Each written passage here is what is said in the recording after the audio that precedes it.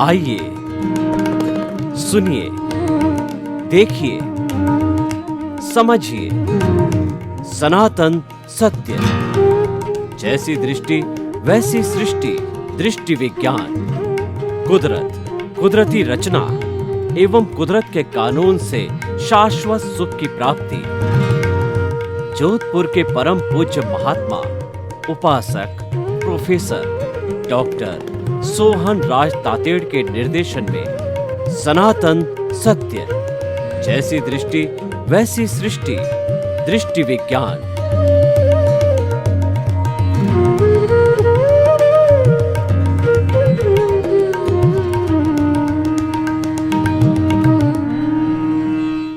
भाइयों और बहनों, मातृशक्ति को नमन। आज का हमारा बहुत सुंदर विषय जप, तप और ध्यान। ये त्रिवेणी संगम है।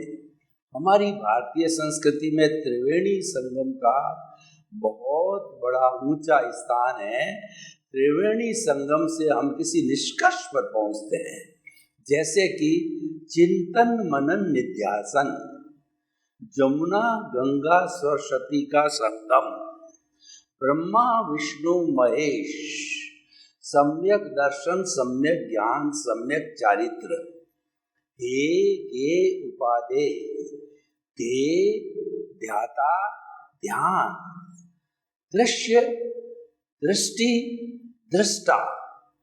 और हमारे स्वास्थ्य की बात करें तो वात पित्त कफ, गुणों की बात करें सत्व रजस तमस। यानी ये जो त्रिवेणी का एक बहुत बड़ा स्थान है, और त्रिवेणी की जब हम बात करते हैं तो हम किसी कॉन्क्लूजन पर पहुंचते हैं। तो आज का हमारा ये सुंदर त्रिवेणी जो है, जप, तप और ध्यान, तीनों की पहले परिभाषा करेंगे, फिर तीनों का अंतर संबंध जानेंगे, फिर तीनों को अगर जुड़ जाते हैं तो हमको क्या प्राप्ति होती है ये देखेंगे। तीनों को मिलाकर के हम होलिस्टिक कंक्लूजन पर पहुंचना चाहते हैं।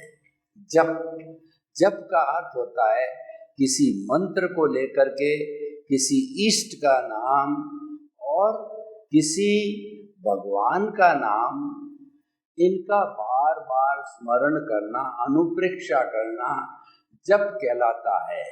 जैसे नमोरियंताणं, नमो सिद्धाणं, नमो आर्याणं, नमो उज्जैणं, नमो लोए सब्ब साउणं। इसका बार बार इसका स्मरण करना जप कहलाता है। ये पंच परमेष्टि है और इसमें अरियंत सिद्ध आचार्य उपाध्याय और साधु के 108 गुणों का वर्णन है। यह किसी व्यक्ति विशेष की माला नहीं है। 108 गुणों की जो है ये हम स्मृति करते हैं, इसीलिए माला में मन के 108 होते हैं। ये गुणों की पूजा है, ये गुणों की भजना है, ताकि हमारे भीतर भी वैसे गुण संक्रांत हो और हम भी अरियंत बने, हम भी सिद्ध बुद्ध और मुक्त बने।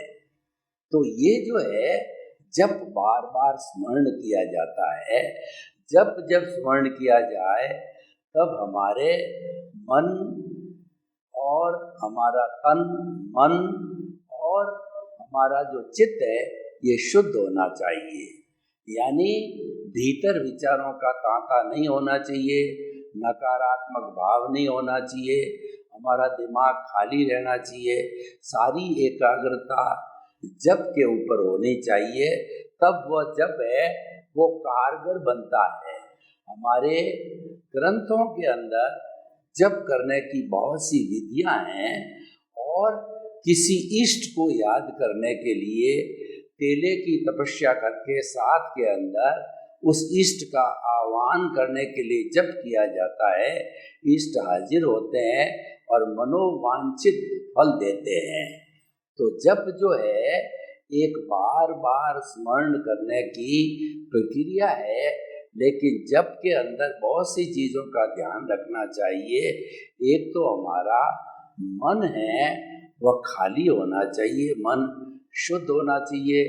जिस वातावरण के अंदर बैठ करके हम जप कर रहे हैं वह वातावरण शुद्ध होना चाहिए, कोलाहल भरा होना नहीं चाहिए, बदबूदार नहीं होना चाहिए।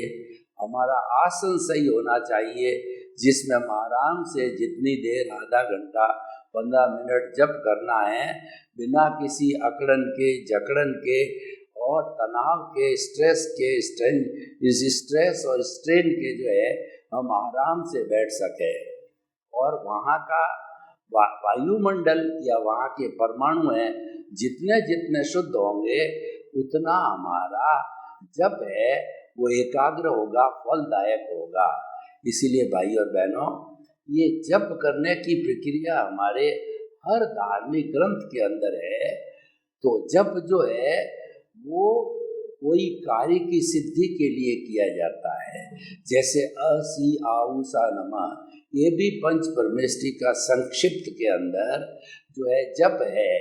और उसके अलावा जप जो है और भी कई तरीके से किए जा सकते हैं।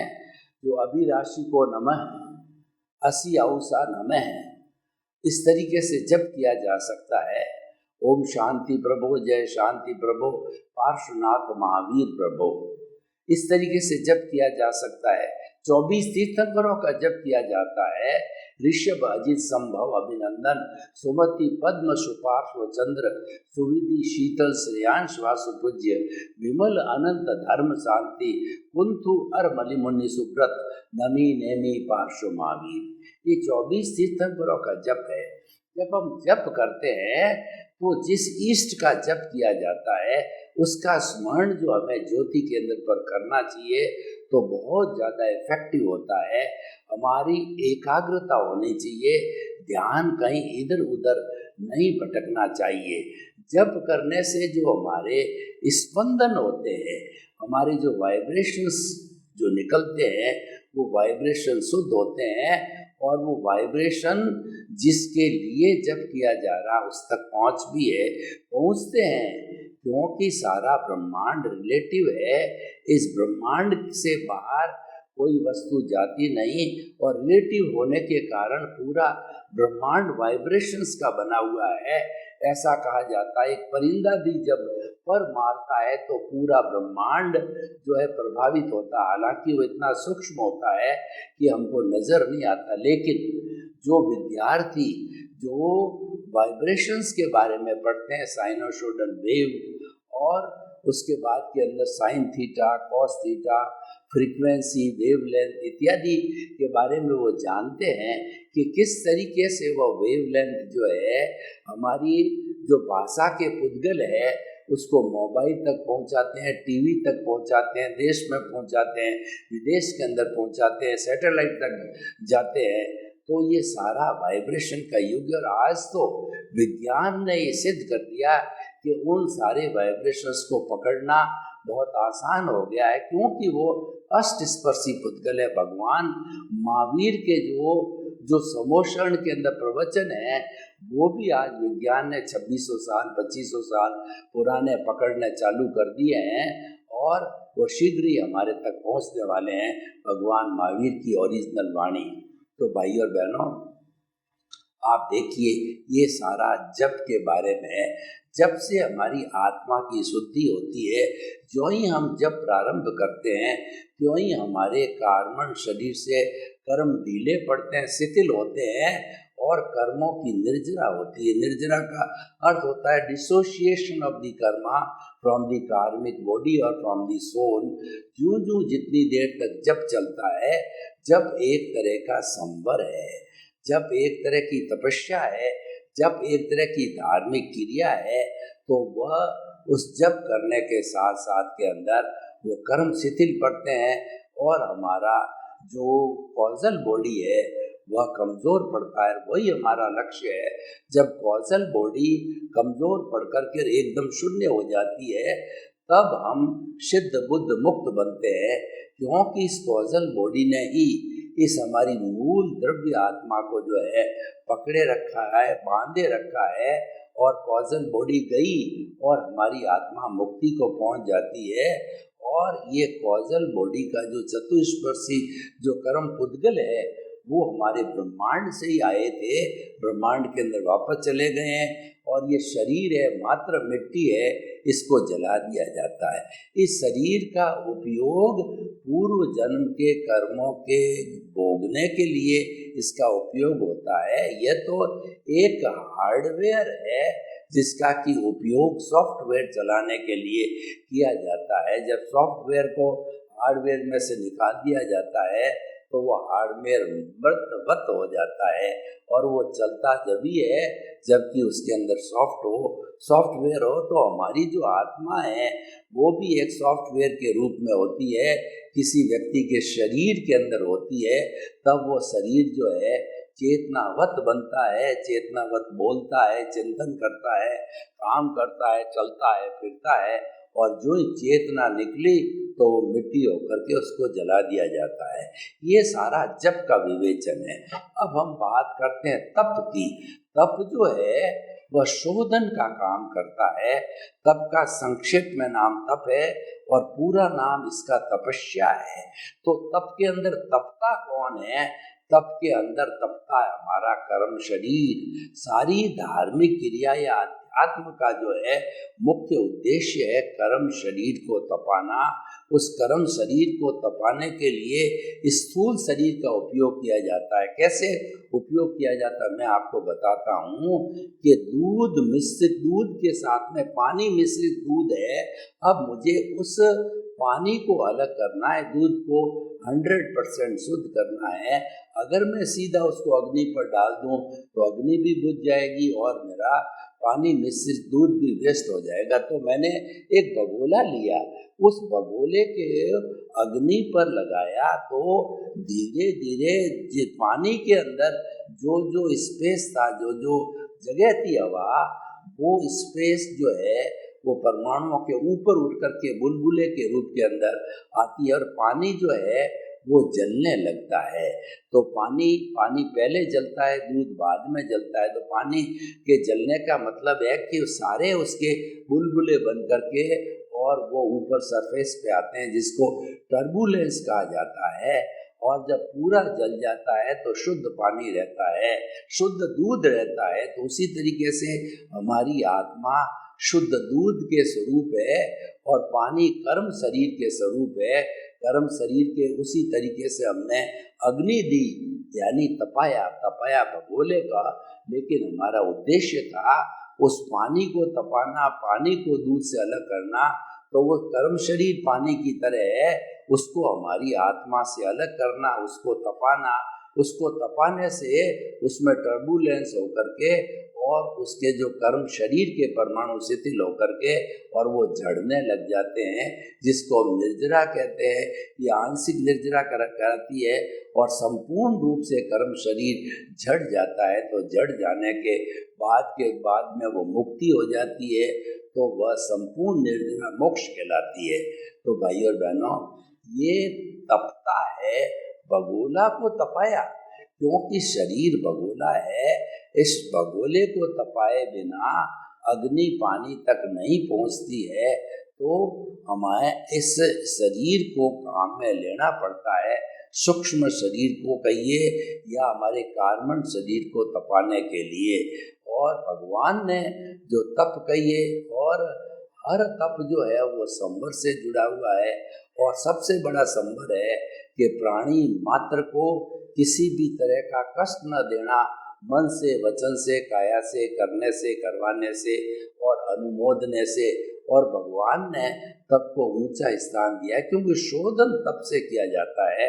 कभी आप कोलार गोल्ड फैक्ट्री में गए होंगे तो आपने देखा होगा कि गोल्ड ओर निकलता है, उसके अंदर मिट्टी भी होती है और गोल्ड के साथ के अंदर तांबा, टिन वगैरह और भी पदार्थ मिले हुए होते हैं। तो उनकी डलियों को अलग किया जाता है, मिट्टी को अलग किया जाता है रासायनिक क्रिया करके, और फिर जो है पुनः जो है वो जो अशुद्ध गोल्ड है उसको तपाया जाता है। तो टिन है या जो कॉपर है वो अलग हो जाता है और अलग होकर के वह शुद्ध 24 कैरेट का सोना बिस्किट रूप में 999 बिस्किट बन जाता है। तो ठीक उसी तरीके से जो है हमें अपने जो कार्बन शरीर है उसको तपाना पड़ता है और उसको तपाने से हमारी आत्मा शुद्ध हो जाती है। तो भाई और बहनों, ये सारा तपाने का काम जो है हमने देखा, और तपता है कर्म शरीर, तपाना पड़ता है स्थूल शरीर को।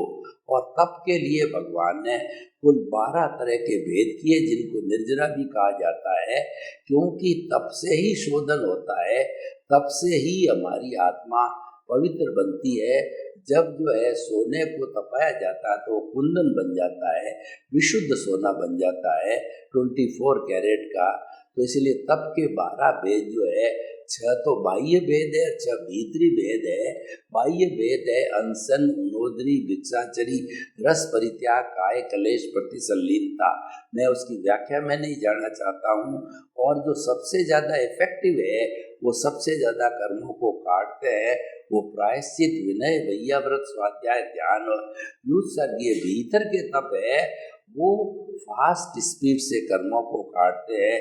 हमारा कुल अध्यात्म का एक ही उद्देश्य होता है कि कर्म शरीर को हल्का करो। और देसी भाषा में हम बोलते हैं पतली पाड़, पतली पाड़, पतली पाड़। पतली क्या पाड़ना है कि हमारा जो कर्म शरीर है उसकी धुलाई करो, उसकी धुनाई करो। और धुनाई करके और जितना उसको रिड्यूस कर सको, जितना उसको जो है निम्न स्तर पे ले आओगे, उतनी उतनी हमारी आत्मा की प्योरिटी जो होती रहेगी। मैं आपको बताना चाहता हूँ कि जो हमारी आत्मा के जो असंख्य चेतनामय परमाणुओं के पिंड को आत्मा कहते हैं, और एक एक जो है चेतनामय परमाणु पे कालाणु मतलब असंख्य जो है कर्मों के पुद्गल लगे हुए होते हैं, जो चतुस्पर्शी होते हैं, पूरी तरह से आत्मा के सब प्रदेशों को ढक लेते हैं। और जब संवर किया जाता है, तपस्या की जाती है, तो वो उससे अलग होकर के झड़ने लग जाते हैं। तो इस तरीके से भाई और बहनों, ये तप जो है हमारे शोधन का कार्य करता है, कर्मों को काटने का कार्य करता है।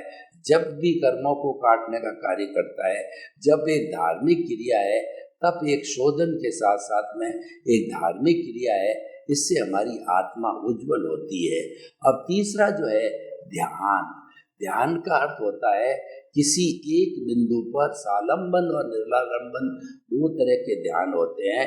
तो ध्यान के अंदर किसी भी एक बिंदु के ऊपर आलंबन सहित या निरालंबन होकर के और अपना सारा ध्यान केंद्रित करना। आलंबन का अर्थ होता है आपने किसी अपने जो है ईश्वर का जो है वो आलंबन लिया, उसका फोटो लगा करके, जैसे कि भगवान महावीर की फोटो हो गई, कृष्ण की हो गई, महावीर की हो गई, या किसी की भी जो है फोटो आपने जो है ज्योति केंद्र है हमारा, वहाँ पे उसका फोटो का स्मरण करके और आपने जो है ध्यान करना चालू किया। ध्यान से हमारे सारी एकाग्रता आती है। इधर उधर कहीं भी ध्यान भटकता होता है तो एक बिंदु पर आकर के एकाग्र हो जाता है, वही ध्यान कहलाता है। और जब ये आलंबन लेना भी हम छोड़ देते हैं तो निरालंबन ध्यान आता है। निरालंबन ध्यान केवल अपने स्वरूप की स्मृति करना, आत्मा की स्मृति करना, आत्मा का रोम रोम के अंदर एहसास करना कि मैं तो मन वचन काया से मुक्त ऐसा शुद्ध आत्मा हूँ। ये एहसास एक एक जो 60 खरब कोशिकाओं में एक एक कोशिका को ये एहसास होना चाहिए, एक एक रोम को ये एहसास होना चाहिए कि मैं तो मन वचन काया से मुक्त हूँ, उसके साथ जुड़ा हुआ नहीं हूँ, उसके साथ तन्मयाकार नहीं हूँ, और वो उससे जुड़ा हुआ नहीं होकर के, और मैं तो है शुद्ध आत्मा हूँ जो मुक्ति में जाने वाली, वैसी मेरा स्वरूप है, शुद्ध आत्मा का स्वरूप है। अभी हमने उस स्वरूप को प्राप्त नहीं किया है, हमारा उद्देश्य उस स्वरूप को प्राप्त करना है। वो स्वरूप कब प्राप्त होगा? जब हमारा सारा ज्ञान, हमारी कॉजल बॉडी, कार्बन शरीर, राग देश में पूरा भस्मीभूत हो जाएगा। तो ध्यान के लिए एकाग्रता बहुत जरूरी है, एक बिंदु पर ध्यान को टिकाना जरूरी है। मैं आपको उदाहरण देना चाहता हूँ। एक ट्रायंगुलर एकदम वाइट कलर का चमकदार होता है, प्रिज्म होता है। उस प्रिज्म के ऊपर जब सूर्य की किरणें पड़ती है तो दूसरी तरफ परावर्तन होता है और जब परावर्तन होता है तो सारी किरणा एक बिंदु के ऊपर जो है वो कन्वर्जेंट हो जाती है। अब उस एक बिंदु के सामने ध्यान में हमने कोई भी जो है कागज रख दिया जाए तो एक बिंदु की एकाग्रता इतनी पावरफुल होती है, इतनी अग्नि पैदा होती है कि वो कागज को जला देती है। अब आप देखिए उसके अंदर कितनी जागृति, कितना तेजस उसके अंदर जो है वो इकट्ठा हुआ और कागज तक को जला दिया। तो इसीलिए जो है एकाग्रता के अंदर बहुत बड़ी शक्ति है, ध्यान में शक्ति है, समाधि में शक्ति है। तो हमें इस शक्ति का सदुपयोग करना चाहिए, दुरुपयोग नहीं करना चाहिए। जब जो है हम ध्यान के अंदर खो जाते हैं, ध्यानमय हो जाते हैं, तो हमारी आत्मा उज्जवल होकर के और हमारा ज्ञानावर्णीय, दर्शनावर्णीय, मोहनीय सब कटने लगता है और कट कर के हमारी आत्मा की शुद्धि हो जाती है। और आत्मा की शुद्धि होने के बाद के अंदर हम जो है वो अलग अलग ऊंचे गुण स्थानों पर जाने लगते हैं। चौथे से पांचवें में आते हैं, छठे में आते हैं, सातवें में आते हैं। और बहुत पावरफुल अगर व्यक्ति है, संकल्पशील व्यक्ति है और उसकी आत्मा काफी शुद्ध हो चुकी होती है तो आठवें गुण स्थान में क्षपक श्रेणी लेता है और क्षपक श्रेणी लेकर के 9वां, 10वां, 11वें में जाता नहीं है छोड़ के, 12वें में वीतराग बनता है और अंतर मुहूर्त के अंदर उनके अनंत ज्ञान, उनके जो है वो ज्ञानावर्णीय, दर्शनावर्णीय, मोहनीय अंतराय टूट जाता है और वह केवली बन जाता है। इस औधारिक शरीर में जीता जागता भगवान बन जाता है। मंदिर में जो भगवान होते हैं वो तो मूर्ति के भगवान होते हैं और ये जो है औधारिक शरीर में केवल ज्ञान को प्राप्त करके जिंदा भगवान बन जाता है। शुद्ध भाव हमारी चेतना से जुड़े हुए रहते हैं और चेतना पर जड़ का कानून नहीं लगता है। इसीलिए जो ये स्वयं अपने आप में स्वतंत्र है लेकिन जड़ के साथ जुड़ते ही स्वतंत्र हो जाता है आत्मा, क्योंकि जड़ जो है वह कुदरत है और वो कुदरत के अधीन ही सारा काम होता है। तो कुदरत संजोग जुटाती है, यानी कुदरत का साम्राज्य है हमारा, उसके अंदर कोई इंटरफेरेंस नहीं चलती और न हमको की जानी चाहिए। वो उसको उदय और प्रारब्ध कहते हैं, उसको हिसाब बोला जाता है। किसी दो व्यक्तियों के बीच के अंदर अगर कोई लेन देन है, MOU बनता है नए काम का, या जो हो गया है उसका पेमेंट लिया जाता है, दिया जाता है, हम अब उसके बीच के अंदर कोई पंचायती करके किसी का अहित कर सकते हैं कि इसकी रेट को कम कर दो, ये ऐसा है वैसा है, गलती निकाल लेते हैं। तो वह जो इंटरफेरेंस है वो हमको नहीं किया जाना चाहिए। हमें तो जो है हमारा लक्ष्य है कि जप, तप और ध्यान है, इसके प्योरिटी बनी रहे, इसकी शुद्धता बनी रहे और जब इसके अंदर हम होकर के और इसके हमें विलीन होकर के जब हम प्राप्ति करेंगे तो जो हमको प्राप्त होगा वो बहुत सुंदर लेशाएं प्राप्ति होगी, वो हमारा भला करने वाले होंगे, यानी शुद्ध भाव होंगे। कहने का अर्थ ये, और ये शुद्ध भाव है, ये मुक्ति में ले जाने वाले हैं।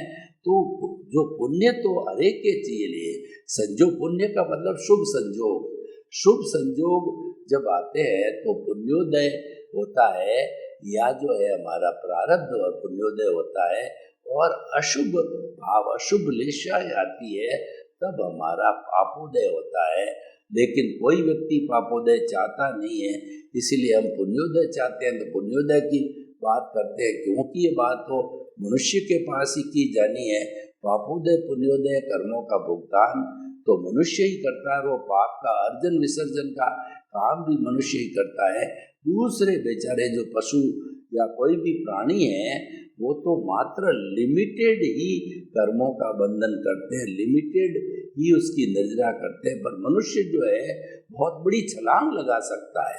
मनुष्य जो है अगर चाहे तो देव गति को जा सकता है, मुक्ति को जा सकता है, और अगर उन सब धार्मिक क्रियाओं का दुरुपयोग करे तो वो 7वीं नार की जो बॉटम के अंदर है वहां तक भी पहुंच सकता है। इतना जो सदुपयोग और दुरुपयोग का फर्क है। इसीलिए जो मनुष्य जीवन है ये चारों गति में जाता है, चारों गति से आ सकता है। तो भाई और बहनों, हम आपको ये बता रहे थे आज के विषय के अनुसार कि जप, तप और ध्यान ये हमारे मुक्ति के साधन है, ये त्रिवेणी है और ये भीतरी जगत के मुख्य अवयव है। ये भीतरी जगत जो प्रभु का साम्राज्य है उसको शुद्ध करने के घटक है। तो इनका बाकायदा और सिस्टमेटिक रूप से उपयोग करना चाहिए। यानी जो आपको विधि बताई गई है जप करने की, तप करने की और ध्यान करने की, उस विधि से काम किया जाना चाहिए। और हर चीज को सीखने के लिए जो ट्रेंड व्यक्ति होता है उसका सहारा लेना जरूरी है। तो जप, तप और जो हमारा ध्यान है उसके लिए भी जो हमें एक्सपर्ट का सहयोग लिया जाना बहुत उपयोगी है। तो हम ये कहना चाहते हैं कि जप, तप और ध्यान जो कि हमारे जो कर्म काटने के साधन है इनका भरपूर उपयोग करके कर्मों को इसी जन्म के अंदर ज़्यादा से ज़्यादा कर्म काटे जाए। सर्वे भवन्तु सुखिनः, सर्वे सन्तु निरामया। लोक के सब जीवों को सुख मिले, शांति मिले, आनंद मिले, प्रेम मिले, सौहार्द मिले, सबका भला हो और सबको मुक्ति मिले। आपके प्रति मंगल भावना। ओम शांति, ओम शांति।